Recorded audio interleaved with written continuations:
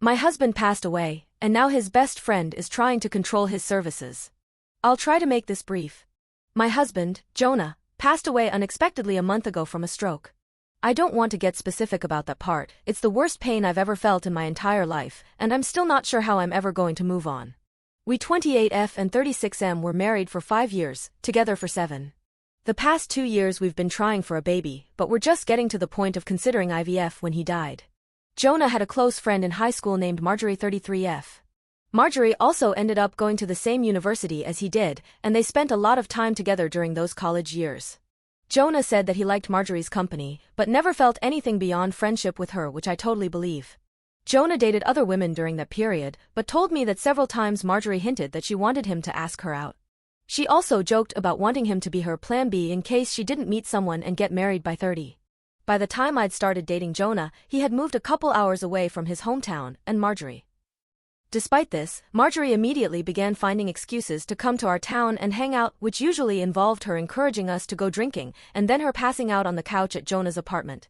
I didn't mind her for the most part, but she had a habit of saying things like, "You know you ruined our marriage pact, haha," and pointing out all the things that she knew about him, like what he took in his coffee, his favorite bands, etc. Over the course of our relationship, and especially after we got married, Jonah definitely put some distance into his relationship with Marjorie. He confided in me that he felt he had outgrown her and that they really had little in common anymore. He stopped responding to her invitations to hang out as often, though he would occasionally call to catch up out of guilt, especially when she would text him or leave messages saying she was so sad he was ignoring her and the like. But now he's gone. I had him cremated, like he wanted.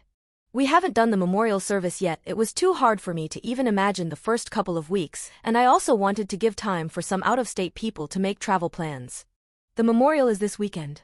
However, 2 weeks ago, I received an email from Marjorie sent to around 60 people, including Jonah's family, saying that she was holding a memorial service for Jonah in the town where they grew up, the day before his memorial here. I was completely blown away, seeing as she hadn't mentioned anything to me or even attempted to call. Along with the details, the email said that she was planning the memorial in light of the fact that no other service had yet been held in his memory, and he deserved to be laid to rest with honor. For the record, she was invited to the memorial which I've been planning, and knew it was happening. I called her, of course, and told her that while I appreciated her willingness to help with Jonah's goodbye, I was already planning a service for him that would involve all of his family and friends. She immediately went on the defensive, and said that she had only started to plan a service when she realized I wasn't willing to do it in a timely manner. I told her that the timing wasn't her choice to make, but that if she wanted to have a memorial of some kind, to please just add on the invitation that his official memorial was going to be held this weekend. She said fine. I sent a message to all of Jonah's invited friends/family to make sure that they knew the real service with both of our families was going to be here, and then just washed my hands of the whole thing. This week I received a message on Facebook from Jonah's cousin, saying that Marjorie, who has apparently blocked me on Facebook, created an event for Jonah's official memorial service, her memorial, and invited everyone she possibly could. I've been getting blown up with emails asking which day the memorial is, and where. I'm honestly furious. I don't have the emotional energy to deal with this.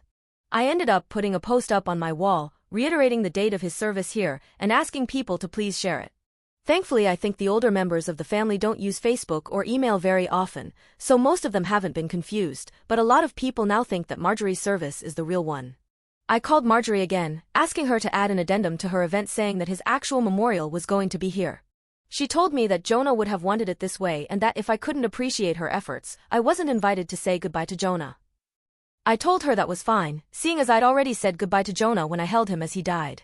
She hung up. Apparently she's now spreading information to her mutual friends with Jonah, saying that he was planning on leaving me because I wasn't able to conceive. She also said that we had approached her to carry a baby for us, all absolute lies. His cousin sent me a screenshot of a text where she said that Jonah always thought we would have the cutest baby together and that Angry Widow doesn't understand how much he wants children. I'm at a loss as to what to do. I don't care what she says about me, but she's now tarnishing my husband's memory, especially saying that he wanted to divorce.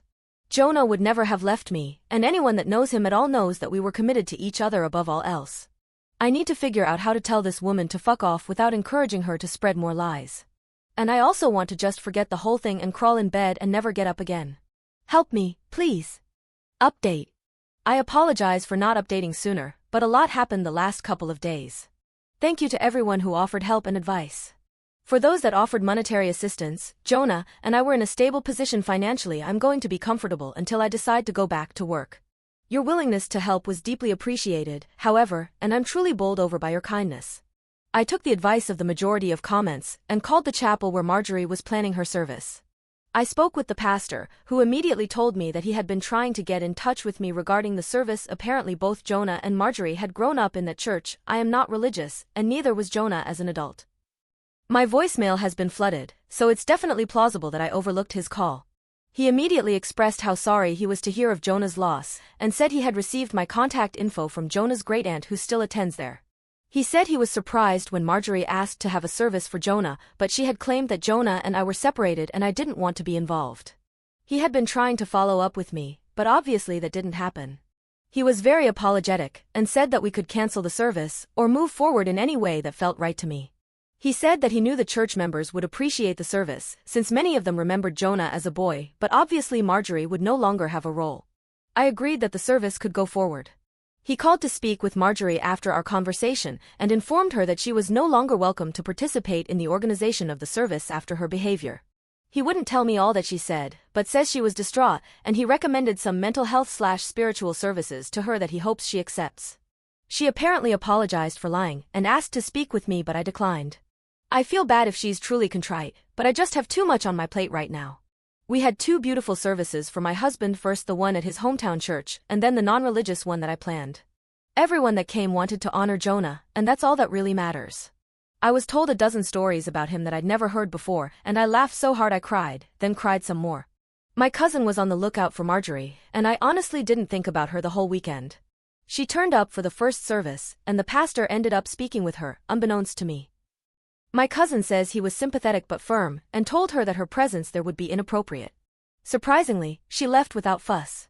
I'm still not sure this situation is entirely resolved, but I got to lay my husband to rest in the way he deserved, and that's the most important thing to me right now. Thanks everyone for your support. Edit 1. I debated whether or not to even mention this, but this community has been so awesome I thought I might as well. I realized this weekend that I'd missed my period, and I'm usually like clockwork. It could just be stress, but I'm going to take a test later. Can't decide if I'm incredibly hopeful or absolutely terrified. Edit 2. Not pregnant. It was a long shot. Thanks for your support. Update 2. I'm not sure if anyone will remember this post, but I thought I would update since it's been a few months. I haven't been checking my inbox, and I'm sort of amazed I remembered the password at all, but I appreciate all of you who sent encouraging messages. It means a great deal to me. It's been around 5 months since Jonah died, and honestly it still feels like I'm waking up and living the same day over and over again. I'm in therapy, but the feeling of grief has not subsided whatsoever. Everything reminds me of Jonah and I still feel like half of me is gone. I'm considering moving out of the country, or at least to a different state, but I also feel like a piece of Jonah is here in the house where we lived.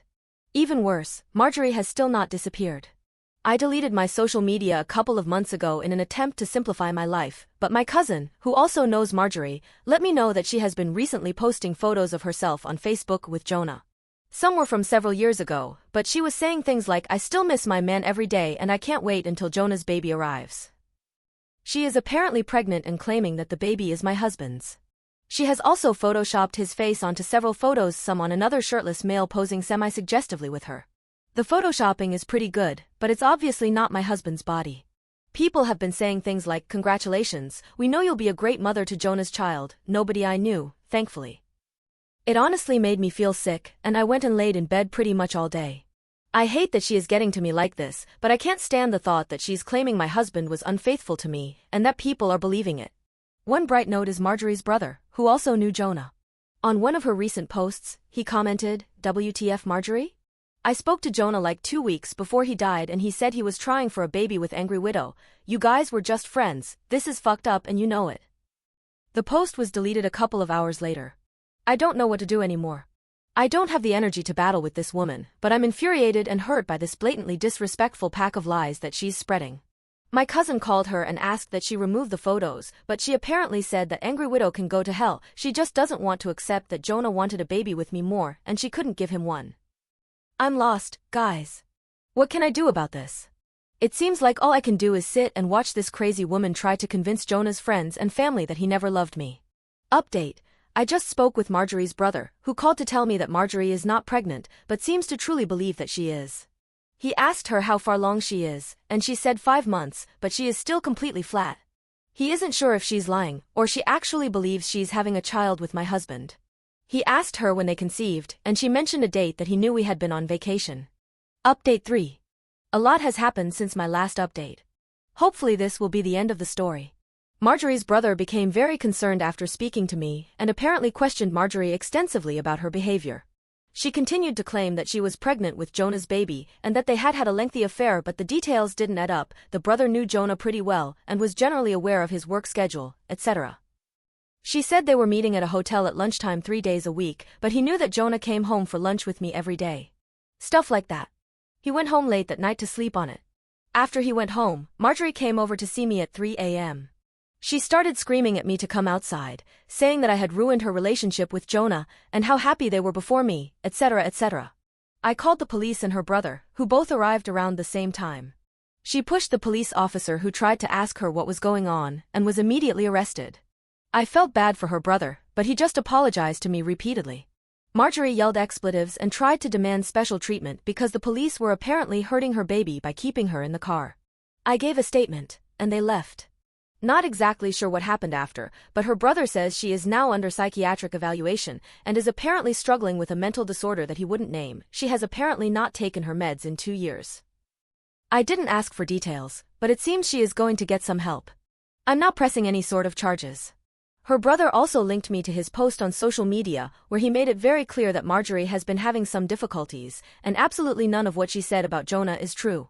I'm glad this seems to be over, but I've decided I need a fresh start no matter what. I'm looking for a job out of state, and I'll be doing my best to leave my life with Jonah behind. Thank you all for your help and encouragement.